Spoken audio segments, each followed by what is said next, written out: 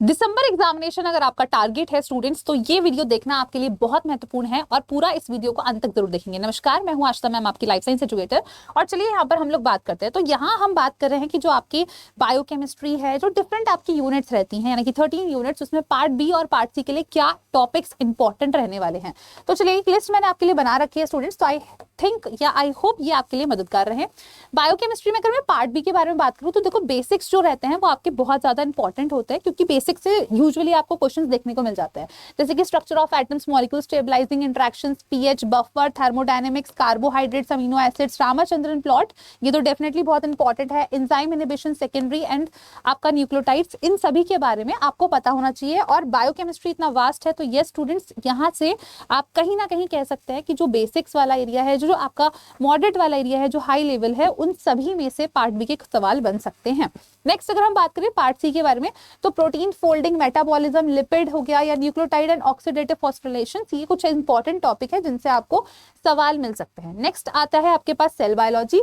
Cell biology में students देखो, यहाँ जो मैंने एक एनालिसिस निकाली है वो कहीं ना कहीं दिसंबर 2024 को रखते हुए में भी लगाई है, तो आप इसकी भी मदद ले सकते हैं।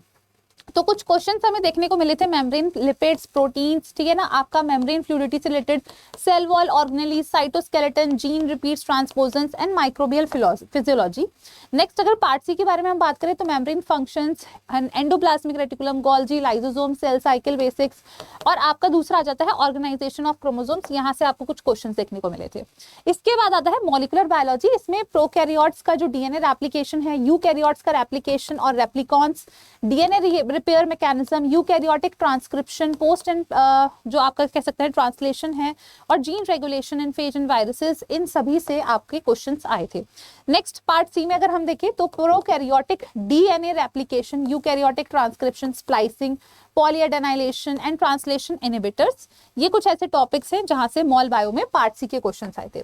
नेक्स्ट अगर हम यूनिट की बात करें, that is your signalling unit, और इसमें सेल और सेल आपका इंटरेक्शन जो रहता है, सेल मीडिएटेड इम्यूनिटी जो रहती है स्टूडेंट्स, ये आपका इम्यूनोलॉजी वाले हिस्से का पार्ट है, जिसमें हाइपर सेंसिटिविटी, ऑटो इम्यूनिटी, ये सबसे आपको कुछ क्वेश्चन देखने को मिले थे, ठीक है ना। होस्ट एंड पैरासाइट इंटरेक्शन, इससे भी एक सवाल देखने को मिला था। Immune response against pathogens and vaccine, तो ये कुछ ऐसे टॉपिक्स हैं जिनसे आपके कुछ दिसंबर 2024 में सवाल आए थे। देयर इज अ चांस कि शायद इस बार भी बन जाए।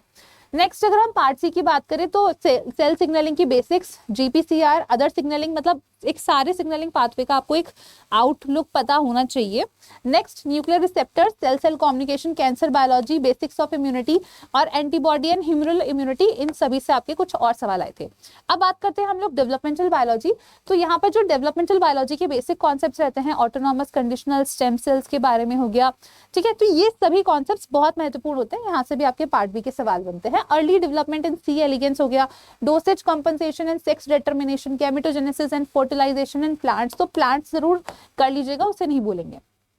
पार्ट सी के लिए काफी सारे इंपॉर्टेंट टॉपिक्स हैं, stem cell, gametogenesis, cleavage pattern, fate map, early development in sea urchin, C elegans frog, chicken mammalian, Drosophila, Dictyostelium, lens limb regeneration, neurulation, तो ये सभी ऐसे टॉपिक्स हैं स्टूडेंट्स जिनसे आपके पार्ट सी के सवाल बन सकते हैं। बट ये अगर मैं इसमें बात करूं तो ड्रोसोफिला और आपका जो मैमेलियन डेवलपमेंट है, ये रिसेंट ईयर्स में बहुत ऑफनली देखा जा रहा है, तो इस बार भी इसमें से आपको सवाल मिल सकता है। प्लांट फिजियोलॉजी, प्लांट फिजियोलॉजी में स्टूडेंट्स यहाँ light reaction, Calvin Benson cycle, C4 and photo respiration, plant metabolism, auxin, gibberellic acid, ABA, और आपका students SANJ, sensory photobiology, phytochromes, phototropins, solute and water transport, photo assimilate transport, abiotic stress and biotic stress, ये आपके कुछ part B के लिए important topics हैं। Part C के लिए देख लेते हैं स्टूडेंट्स, आपका यहाँ पर biochemical pathways, nitrogen fixation, all plant hormones, और यहाँ पर जो भी मेटाबॉलिक पाथवेज रहते हैं, और कुछ सिग्नलिंग एंड स्ट्रेस रिस्पॉन्स, ये आपके पार्ट सी के रहते हैं। अब नेक्स्ट आपकी यूनिट आती है एनिमल फिजियोलॉजी। इसमें अगर हम बात करें तो ब्लड आपका बहुत इंपॉर्टेंट टॉपिक है, या आप कह सकते हैं ब्लड के अंदर जब हम हीमोग्लोबिन पढ़ते हैं तो वो आपका बायोकेमिस्ट्री के लिए भी इंपॉर्टेंट है और फिजियो के लिए भी इंपॉर्टेंट है। रेस्पिरेटरी सिस्टम में स्टूडेंट्स बेसिक्स भी याद रख लोगे कि जैसे कौन कौन सी कैपेसिटीज, वॉल्यूम्स होती हैं, तो ये भी आपके लिए काफी मोर देन सफिशिएंट होता है। न्यूरोफिजियोलॉजी में मेनली आपको ट्रांसपोर्टर्स के बारे में पता होना चाहिए, और साथ ही में जो आपके वोल्टेज गेटेड आयन चैनल्स है उनका मैकेनिज्म क्या रहता है, जिससे रिसेप्टर्स क्या रहते हैं, विजन हो गया, digestive system and reproductive system. और साथ ही में यहाँ पर मैं एंडोक्राइनोलॉजी भी ऐड करना चाहूंगी, तो एंडोक्राइनोलॉजी भी आपका इंपॉर्टेंट आ जाता है। डाइजेस्टिव सिस्टम से जून में बेटा आपका ट्रांसपोर्टर का क्वेश्चन बना था। इसके बाद अगर हम बात करें पार्ट सी में, ब्लड हो गया, respiratory system, nervous, hypothalamus, pituitary, thyroid, parathyroid, pancreas, adrenal gland और रिप्रोडक्टिव सिस्टम। एड्रिनल ग्लैंड काफी इंपॉर्टेंट है।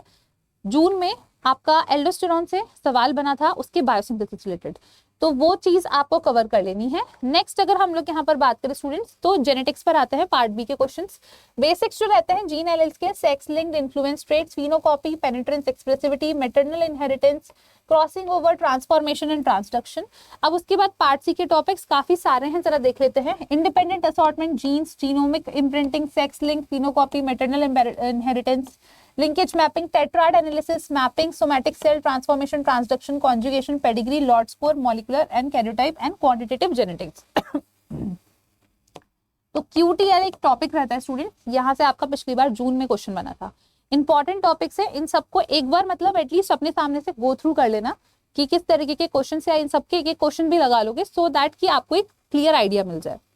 नेक्स्ट अगर हम डाइवर्सिटी बात करें, concept of species, non chordates, quantitative methods, taxonomy, angiosperms and geographic origin of species.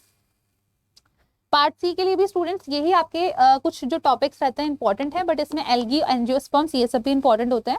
अच्छा, इसमें आप कॉर्डेट्स भी इंक्लूड कर लीजिए स्टूडेंट्स, ठीक है। तो कॉर्डेट्स के बेसिक्स भी आपके काफी ज्यादा काम आ जाते हैं, चाहे वो नॉन कॉर्डेट्स हो चाहे वो कॉर्डेट्स हो, ठीक है।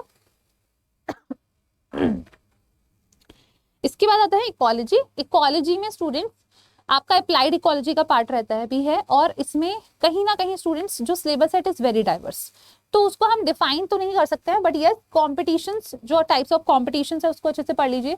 स्पीशीज डाइवर्सिटी, अगर कोई मेजरमेंट मेथड रहता है आपका स्टूडेंट्स, उसको अच्छे से पढ़ना है, ठीक है। और आपका RNK सिलेक्शन मेथड ये इंपॉर्टेंट रहता है। इकोलॉजी में पार्ट सी में देखते हैं बायोटिक, एबायोटिक स्ट्रेस, निश कॉन्सेप्ट एंड करेक्टर डिस्प्लेसमेंट होता है, पॉपुलेशन रेगुलेशन, मेटा पॉपुलेशन और competition, pollination biology, species diversity and it's measurement. Evolution के बारे में बात करते हैं तो ओरिजिन ऑफ लाइफ की जो थ्योरीज रहती हैं, ठीक है ना, उस पर आप यहाँ पर काम कर सकते हैं, उसको पढ़ सकते हैं। फाइलोजेनी के जो भी टूल्स होते हैं, जिस तरीके के क्वेश्चंस पूछे जाते हैं उनको ध्यान से पढ़िए। एल्गोरिथम पे कुछ आपके न्यूमेरिकल बेस्ड क्वेश्चन बनते हैं, तो वो आपको ध्यान रखना है। और दूसरा अगर हम बात करें इनेट एंड लर्न बिहेवियर, ये वाला पार्ट बच्चे जनरली छोड़ देते हैं, इससे आपके पार्ट सी के बन सकते हैं। ये तो हमने पहले भी कर लिया, memory, cognition, sleep, biological clock, कुछ बेसिक सी साइकिल्स रहती है पीनल ग्लैंड और इन सब से रिलेटेड, वो आप देख सकते हैं।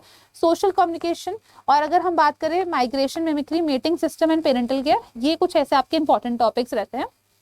इसमें मैं एक और चीज इंक्लूड करूंगी, दैट इज भाई आपका हार्डी विनबर्ग, है ना। तो हार्डी विनबर्ग इक्विलिब्रियम और इससे रिलेटेड जितने भी क्वेश्चंस हैं, very important, very very important.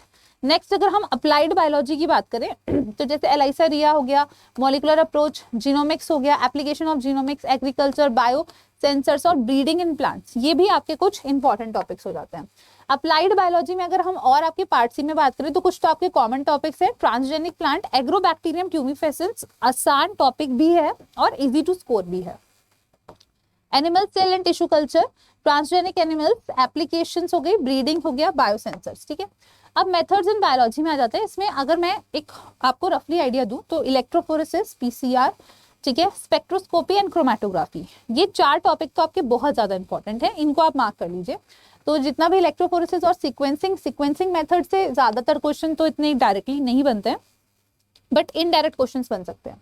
Next अगर हम बात करें PCR काफी इंपॉर्टेंट है इसमें, DNA सीक्वेंसिंग मेथड, सेंट्रिफिकेशन, इसके जो टाइप्स रहते हैं वो आपके लिए इंपॉर्टेंट रहते हैं।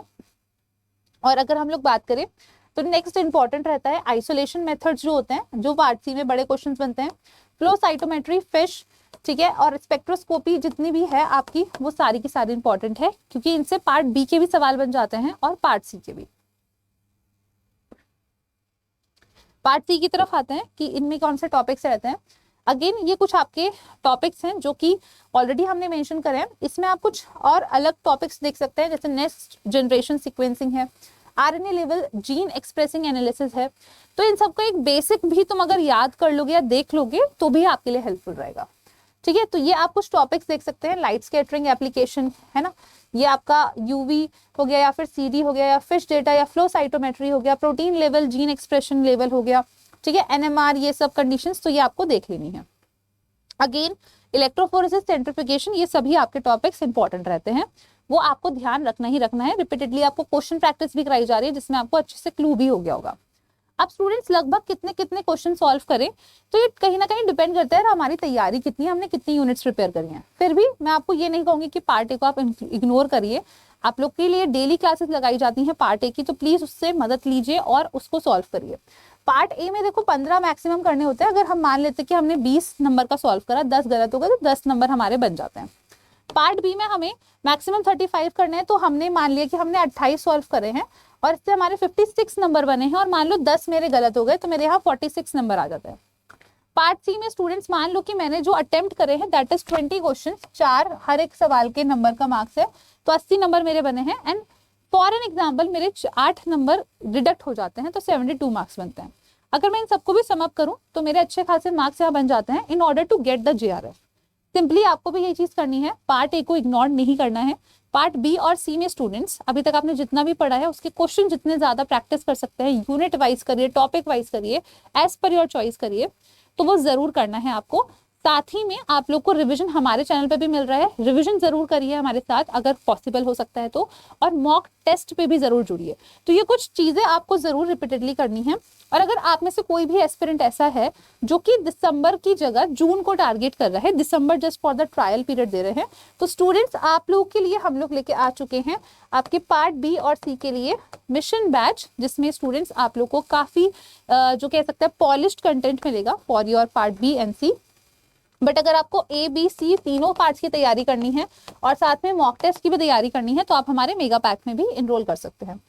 तो इसके साथ साथ अगर आप लोग जानना चाहते हैं कि ये इनरोलमेंट किस तरीके से करना है स्टूडेंट्स, तो मैं आपको बता देती हूँ। आपको सिंपली हमारी जो वेबसाइट है 24/7 की वेबसाइट, उस पर विजिट करना है, ऑल कोर्सेज में जाना है यहाँ पर, और ऑल कोर्सेज में जाने के बाद student CSIR net life sciences, और यहाँ पर आप हमारे कोई से भी बैच को सिलेक्ट कर सकते हैं। जैसे ये आपने टारगेट बैच सिलेक्ट कर लिया है, बाय नाउ पर क्लिक करना है, और क्लिक करने के बाद स्टूडेंट्स यहाँ पर आपको जो कूपन कोड है दैट इज YT13, इस कूपन कोड को आपको यहाँ पर अप्लाई कर देना है एंड पे नाउ पर यहाँ पर इस तरीके से आप क्लिक करके एनरोल कर सकते हैं स्टूडेंट्स। सो आई होप ये वीडियो आप सभी बच्चों के लिए यूजफुल रही होगी। अगर यूजफुल लगी है तो जरूर लाइक करिएगा, अपने दोस्तों के साथ भी शेयर करिएगा। और यस, आप लोगों के लिए हमने एक सरप्राइज भी प्लान करा है जो कि 30 नवंबर के लिए है स्टूडेंट्स, तो उस सरप्राइज में भी जरूर जुड़िएगा हमारे साथ। धन्यवाद।